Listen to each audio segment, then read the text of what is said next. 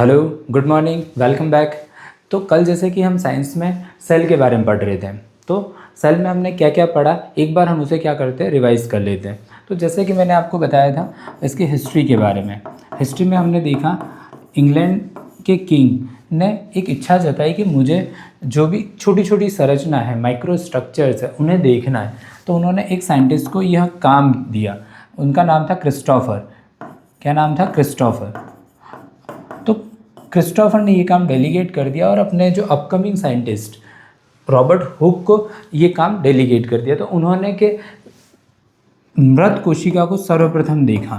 Robert Hooke ने 1665 में किसको देखा? डेड सेल को देखा। इसके बाद मैंने आपको जीवित कोशिका के बारे में बताया। 1674 में लिवेन हॉक ने जीवित कोशिका को देखा। और इसके बाद मैंने आपको बताया था 1833 में एक और साइंटिस्ट आए, रॉबर्ट ब्राउन। उन्होंने किसके बारे में बताया था आपको? केंद्रक के बारे में। ये क्या है? जो सेल है उसके इनर मोस्ट स्ट्रक्चर है। जैसे ये कोशिका है और कोशिका के सबसे अंदर पाई जाने वाली संरचना को हमने क्या कहा? केंद्रक। तो इनके बारे में बताया, इसकी खोज की। और इसके बाद 1838 में और 1839 में दो साइंटिस्ट आए, स्वान और स्लाइडर ने। उन्होंने सेल थ्योरी के बारे में बताया, कोशिका सिद्धांत के बारे में। कोशिका सिद्धांत के बारे में। और उसमें उन्होंने क्या बताया कि सभी जीव, सारे जो ऑर्गेनिज्म है वो किससे मिलकर बने हुए? कोशिकाओं से मिलकर बने हुए। तो ये किसने बताया था? स्वान और स्लाइडर ने बताया था। इसके बाद इसी थ्योरी को क्या किया? मॉडिफाई किया गया रुडोल्फ विर्चो द्वारा। रुडोल्फ विर्चो द्वारा। और उन्होंने क्या कहा? ये जो कोशिका है वो कहाँ से आई? ये कोशिका पूर्व स्थित कोशिका से आई। किससे आई? पूर्व स्थित कोशिका या प्री एग्जिस्टिंग सेल्स है। तो ये तो हमने हिस्ट्री के बारे में बात की। इसके बाद हमने बताया, इसकी डेफिनेशन को समझा कि कोशिका क्या है? शरीर की या जीव की संरचनात्मक और क्रियात्मक इकाई है। संरचनात्मक और क्रियात्मक इकाई है। हमने ऐसा क्यों कहा? जैसे मैंने आपको एक एग्जाम्पल में बताया था कि जो बिल्डिंग है वो किससे मिलकर बनी होती है? ब्रिक्स से, ईंटों से मिलकर बनी होती है। वैसे ही के एक शरीर है वो किससे मिलकर बना होता है?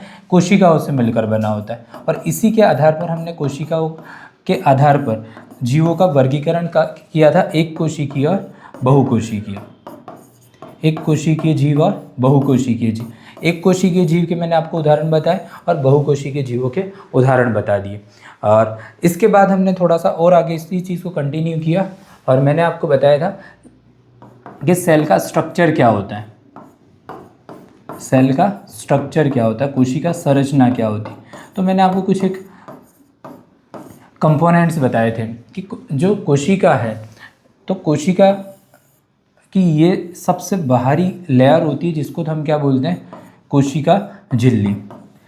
यह पादप और जंतु दोनों में क्या होती है? कॉमन होती है, दोनों में ही प्रेजेंट होती है कोशिका झिल्ली। इसके अंदर क्या होता है? कोशिका द्रव्य। ये जो एक तरह का लिक्विड होता है, तो इसको हम क्या बोलते हैं? कोशिका द्रव्य। ये क्या है? कोशिका द्रव्य। और इसके मिड में एक और स्ट्रक्चर होती है जिसको हमने कहा था केंद्रक, न्यूक्लियस। मैं आपको इंग्लिश के भी टर्म साथ में इसीलिए बता रहा हूँ जिससे आपको कंफ्यूजन क्रिएट नहीं हो। न्यूक्लियस। और इसको बोलते हैं साइटोप्लाज्म। इसको बोलते हैं साइटोप्लाज्म। और ये है सेल मेम्ब्रेन। Cell membrane. और ये जो कोशिका द्रव्य है, इसी के अंदर क्या होते हैं? कोशिकांग पाए जाते हैं। कोशिकांग क्या है? एक विशेष प्रकार की संरचना है जो विशेष कार्य को करने के लिए रेस्पॉन्सिबल होती है। तो कोशिकांग जैसे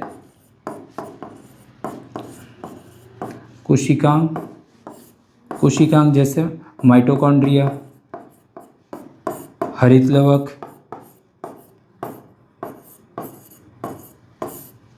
ईआर, गोल्जी एपरेटस, राइबोसोम। तो ये सभी क्या है? विशेष कार्य को करने के लिए रेस्पॉन्सिबल होती है। तो इनको हमने क्या कहा? ये कोशिकांग है। तो ये कहाँ होती है? कोशिका द्रव्य में होती है। और कोशिका द्रव्य में ही के सभी मेटाबॉलिक एक्टिविटी होती है या सेल रिएक्शंस किस में होती है? कोशिका द्रव्य में होती है। तो ये सारी चीज़ें हमने कल क्या कर ली थी, पढ़ ली थी। आज मैं कोशिका से रिलेटेड कुछ फैक्ट्स आपको बता रहा हूँ, इसके बाद हम और आगे कंटिन्यू करेंगे कोशिका से रिलेटेड कुछ फैक्ट्स। तो जैसे कि सबसे बड़ी कोशिका, जीव जगत की सबसे बड़ी कोशिका, जीव जगत की सबसे बड़ी कोशिका कौन है? शुतुरमुर्ग का अंडा, शुतुरमुर्ग का अंडा, ऑस्ट्रिच एग। फिर जीव जगत की सबसे छोटी कोशिका, सबसे छोटी कोशिका, सबसे छोटी कोशिका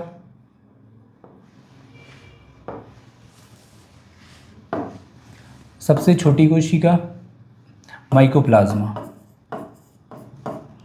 माइकोप्लाज्मा। इसे जीव जगत का जोकर भी कहते हैं। ठीक है, इसके बाद मानव की या ह्यूमन बींग्स की सबसे छोटी कोशिका, मानव की सबसे छोटी कोशिका, सबसे छोटी कोशिका शुक्राणु, स्पर्म। और सबसे बड़ी कोशिका, सबसे बड़ी कोशिका अंडाणु, ओवम।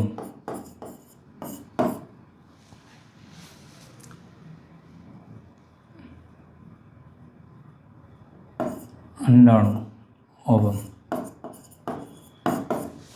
ठीक है, और सबसे लंबी कोशिका, सबसे लंबी कोशिका कौन है? तंत्रिका कोशिका, नर्व सेल, तंत्रिका कोशिका। इसे हम क्या कहते हैं? नर्व सेल भी कहते हैं, नर्व सेल। तो ये सारी किससे रिलेटेड फैक्ट्स हो गए? कोशिका से रिलेटेड हमने क्या देखे? फैक्ट्स देखे। तो ये सारी चीज़ें आपको क्या करनी है? याद रखनी है। यह मोस्टली जो भी गवर्नमेंट के एग्ज़ाम हैं, जैसे रीट है, पटवार है, एलडीसी है, वीडियो है, तो उन एग्ज़ाम में लगभग ऐसे इस तरह के क्वेश्चंस बनते हैं। तो अगर आपको यह याद होंगे तो एग्ज़ाम में आपके के सही करने के चांसेस बढ़ जाएंगे। तो आपको इनसे रिलेटेड जो भी फैक्ट्स हैं आपको याद रखने हैं। अब आज हम क्या पढ़ने वाले हैं उसको मैं आपको थोड़ा सा बता देता हूँ। तो जैसे अभी हमने हिस्ट्री और स्ट्रक्चर देखा, तो अब इसी चीज़ को हम थोड़ा सा आगे कंटिन्यू करते हैं। कोशिका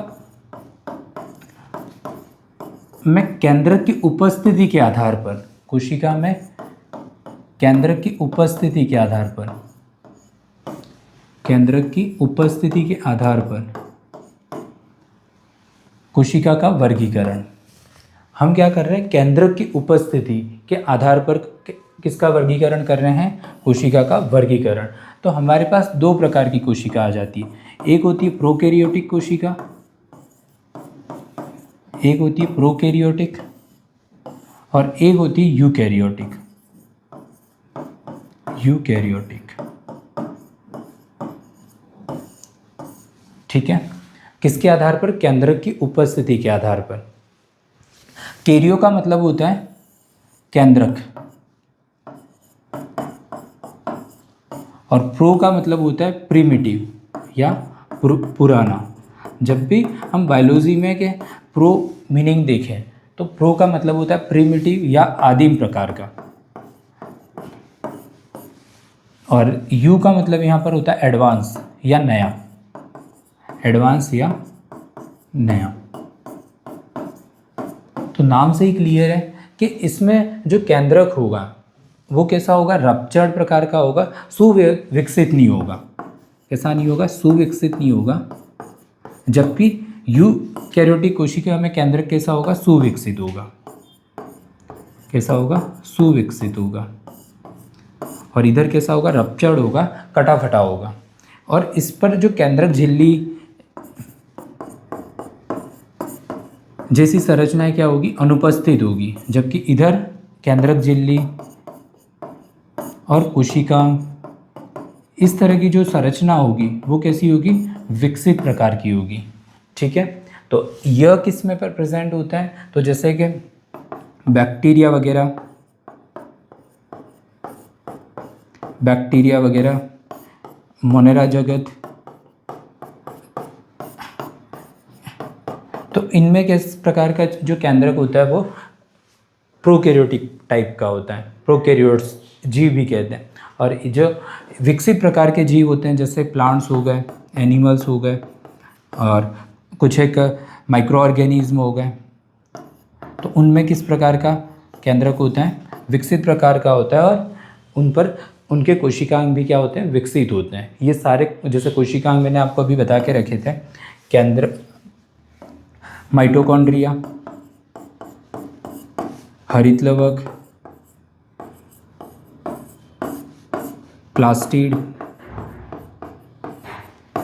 और ईआर, गोल्जी एपरेटस, तो ये सभी क्या होते हैं, प्रेजेंट होते हैं, जबकि इधर क्या होते हैं, एब्सेंट होते हैं।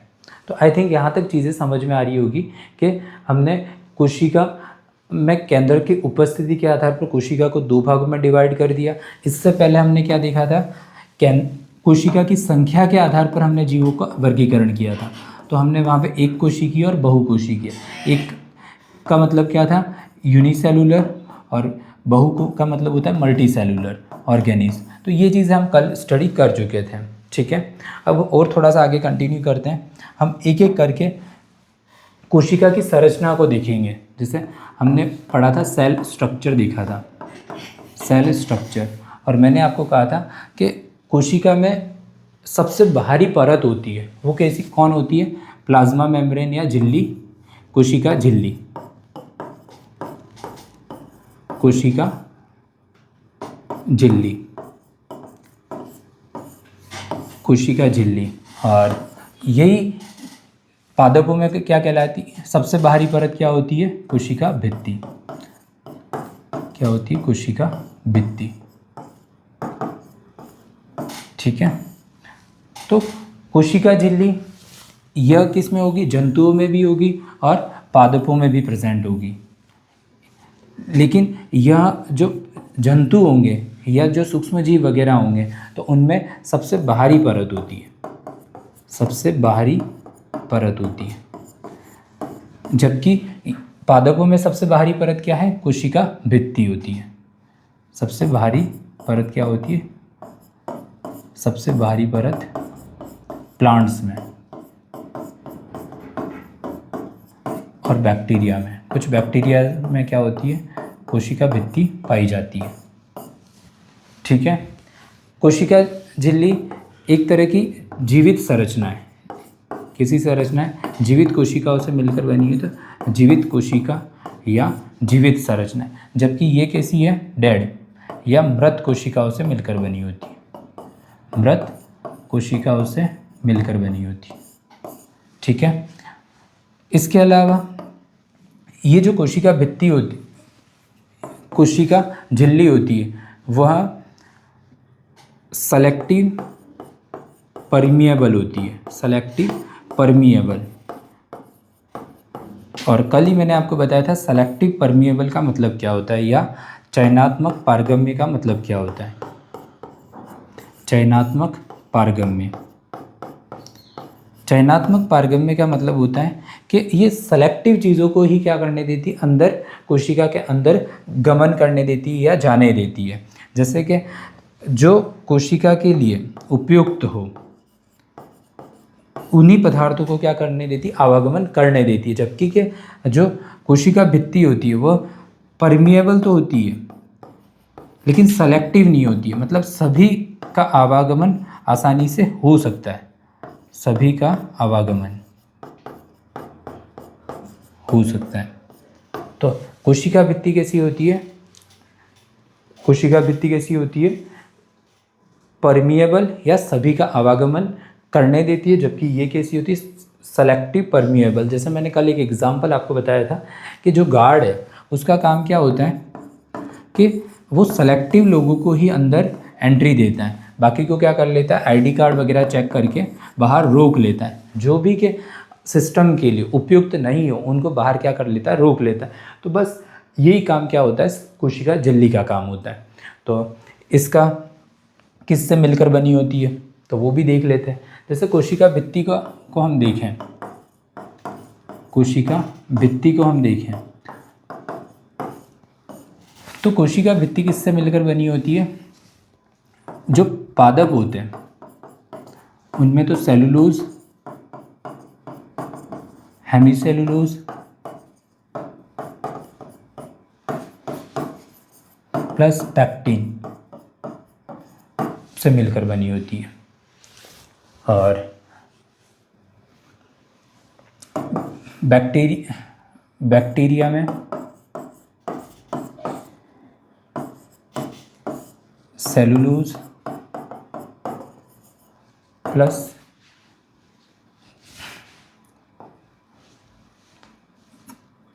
पेप्टिडोग्लाइकेन,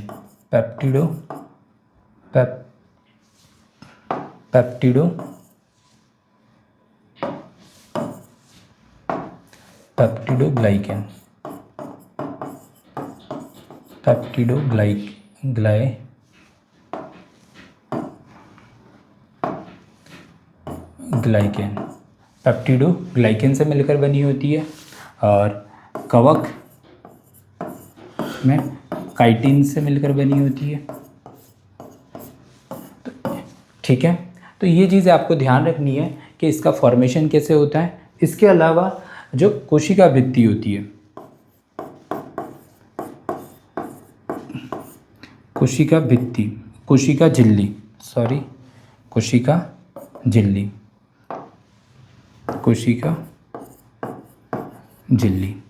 तो कोशिका झिल्ली किससे मिलकर बनी होती है, प्रोटीन प्लस वसा। किससे मिलकर बनी होती है, प्रोटीन प्लस वसा से मिलकर बनी होती है। तो ये तो हमने क्या देखा, कोशिका झिल्ली और कोशिका भित्ति देखा। अब नेक्स्ट हम आगे कंटिन्यू करते हैं।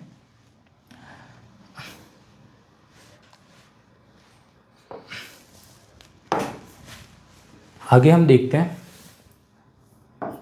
कोशिका झिल्ली, कोशिका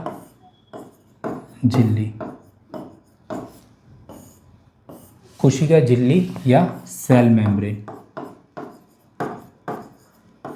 मेम्ब्रेन की उपस्थिति के आधार पर, उपस्थिति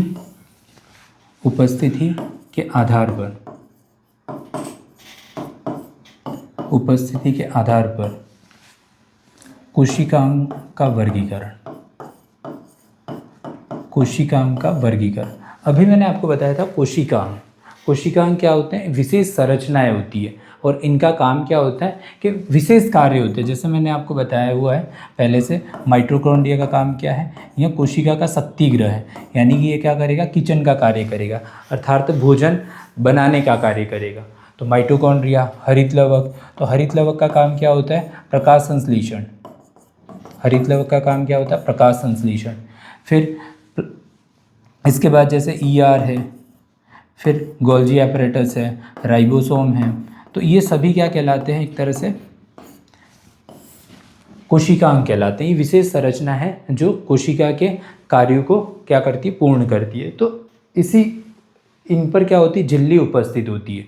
तो झिल्ली एकल झिल्ली है, दोहरी झिल्ली है या झिल्ली विहीन है, इसी आधार पर हम क्या कर रहे हैं, कोशिका झिल्ली की उपस्थिति के आधार पर कोशिका अंगों का वर्गीकरण कर रहे हैं। तो देख लेते हैं। जैसे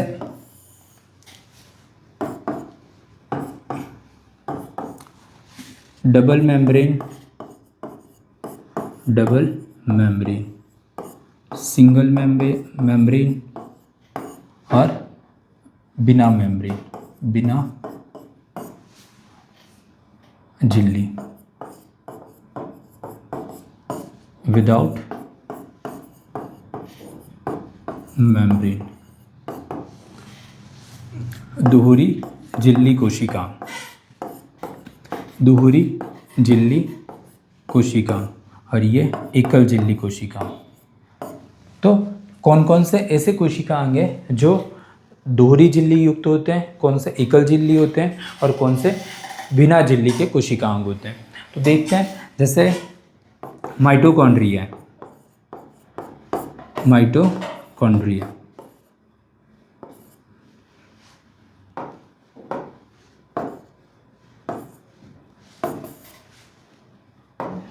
जैसे माइटोकॉन्ड्रिया है,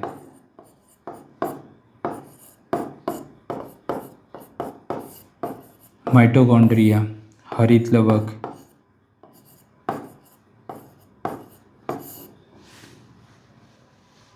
और माइटोकॉन्ड्रिया, हरित लवक, ये कैसे हो गए? दोहरी झिल्ली कोशिकांग। एकल झिल्ली कोशिकांग कौन कौन से हो गए? ER, Golgi apparatus, vacuoles, vacuoles या रिक्तिकाएं,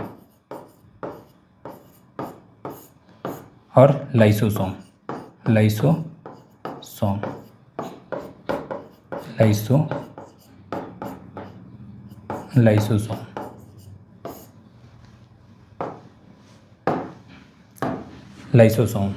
ये कैसे होगा? एकल झिल्ली कोशिका, और बिना झिल्ली के राइबोसोम,